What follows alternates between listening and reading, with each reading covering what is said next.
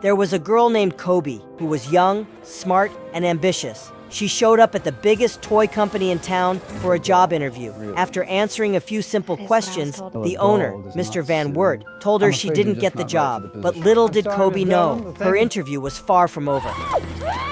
A truly terrifying nightmare was waiting for her. When Kobe finally woke up, she found herself trapped in a room filled with toys. Wert announced that he was holding a beauty pageant. Kobe was furious at being controlled like that and immediately stood up to leave. But Wert's thug, Eustace, was guarding the door and quickly made her change her mind about running away. Wert warned her that trying to escape through the doors or windows was useless. There was only one real way out, and then he turned around and walked out of the room. Kobe didn't give up just yet. She tried every door and window, but she still couldn't find any way to escape. Just as she started screaming in frustration, the dolls behind her suddenly moved. It turned out they were actually real people in costumes. They were all contestants in the beauty pageant, and the winner would become Mr. Van Wert's new wife. Kobe was a late addition to the game, and she couldn't care less about marrying the boss. Her only focus was figuring out how to get out of there. The other contestants told her to give up that hope. The place was basically a fortress. Kobe looked out the window in despair and saw a little boy on the opposite balcony staring back at her. A bone-chilling shiver ran down her spine. Kind-hearted Harleen told Kobe to look on the bright side. This pageant might not be such a bad thing after all. Mr. Van Wert's last wife had cheated, so he threw her alive into a dry well. Now he didn't just need a wife, he also needed a good mother for his son Otis.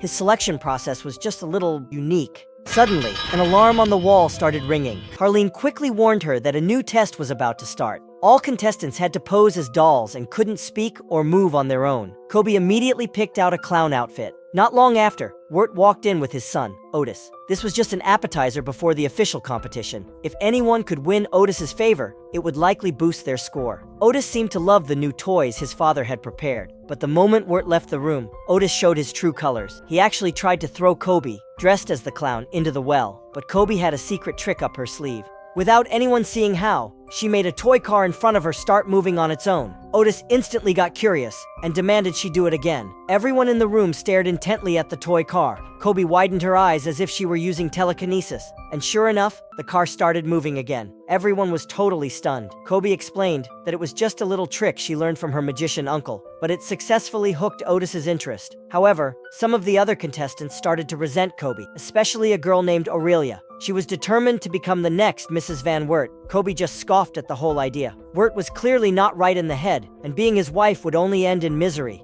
Just then, the wall alarm rang out again. Everyone quickly rushed out to prepare. This round of the competition had very simple rules. They had to arrange silverware according to strict aristocratic etiquette. When time ran out, the person with the lowest score would be eliminated on the spot. With a command from Wert, all the contestants began fiddling with the cutlery in front of them. Kobe, still dressed as a clown, was completely lost. She could only sneakily observe Aurelia across from her and copy her movements exactly. But just moments before the countdown finished, Aurelia suddenly swapped the position of the iron spoons. Kobe was caught off guard and accidentally knocked over a cup. Unfortunately, time was up. Now she could only wait for fate to decide. Wert began reviewing each setup one by one. Aurelia's arrangement was perfectly correct and she earned a full score. Everyone else had deductions of varying amounts. When it was Kobe's turn, several obvious mistakes caused her to lose 4 points. It seemed Kobe was certainly going to be eliminated. But when Wert reached the last contestant, he suddenly flew into a rage. She had made countless errors, and all her points were deducted. The result was undeniable. The doll dressed in white became the eliminated contestant. Someone watched helplessly as Eustace threw him into the dry well. The cruelty of the contest was beyond imagination. Realizing this, Kobe worked even harder to show off her magic tricks. Her relationship with Otis also warmed up considerably. Through their conversations, she learned that Otis was actually a pathetic child. He was often mocked by classmates for loving dolls, and now he was stuck at home all the time. He was also lonely because he had lost his mother's love. Ultimately, he expressed his wish for Kobe to become his new mother. As time went on, the second round of the beauty pageant arrived as scheduled. The challenge this time was to mix an aromatic mist and then iron a dress shirt. Once the countdown began, everyone became busy, mixing their potions and folding the clothes. There was no way to cheat this time, so Kobe had to rely on her own efforts. Soon, the competition time ended. Wert started scoring. Harleen's mist was too strong, resulting in a 3-point deduction. When he came to Kobe, everyone was astonished. She had actually scorched the shirt, but Wert didn't kick her out. Instead, he told Kobe to hold out her hand, then picked up the scorching hot iron and pressed it onto her skin. Kobe gritted her teeth and didn't make a sound. Vert then went to Aurelia, examined her work for a long time, but couldn't find a single flaw. When Vert reached the last contestant, he simply picked up the shirt, gave it a casual sniff, and immediately declared that the smell was hideous. He deducted all her points. As a result, that girl was eliminated,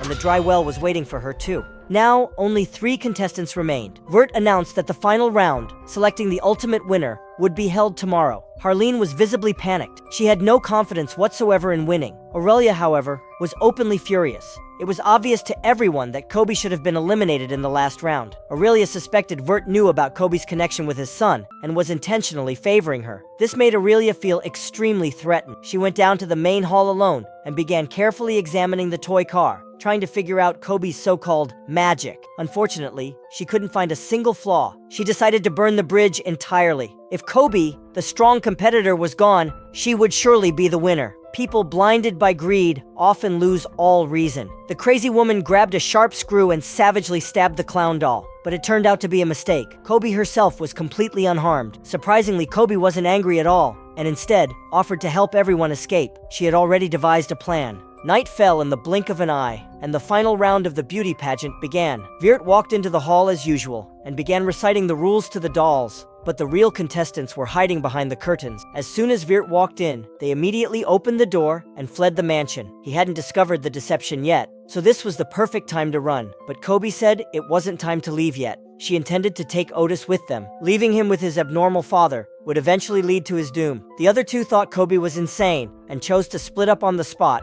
running in different directions. Only Kobe quietly approached Otis's villa. She had seen him earlier and naturally knew the location of his room. Kobe sincerely extended the invitation to Otis, explaining her intentions right in front of him. But the truth proved that Kobe was still too naive. I'm sorry.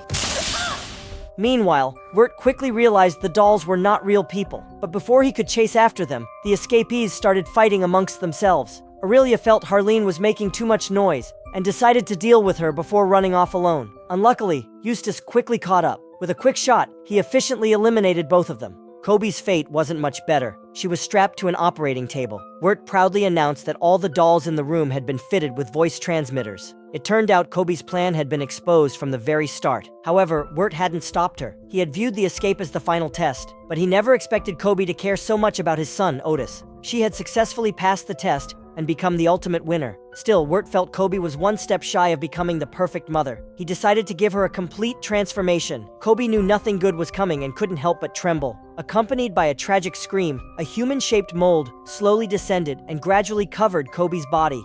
The scene quickly shifted. Vert and his son were happily sitting on the sofa. The new mistress of the house was serving them tea and water. Only Kobe's face was completely unrecognizable. Just then, 2 women dressed as witches suddenly burst in. With a simple wave of their arms, everyone in the room froze. Then, Kobe's skin began to crack. It turned out Vert's transformation was just a layer of ceramic he had put on her. The 2 witches told Kobe that she was a witch with dormant powers. Then, they prepared to take her away. But Kobe hadn't forgotten the poor boy, Otis. She took him with her as they left. With another wave of a hand, Vert's mansion immediately erupted in flames. 3 days later, the scene shifted again. Kobe seemed to have adapted to her new identity as a witch. It turned out her so-called magic tricks were actually genuine magic. Otis now had a new name, Spaulding, and Kobe sent him off to Miss Robichaud's academy, beginning another miraculous adventure.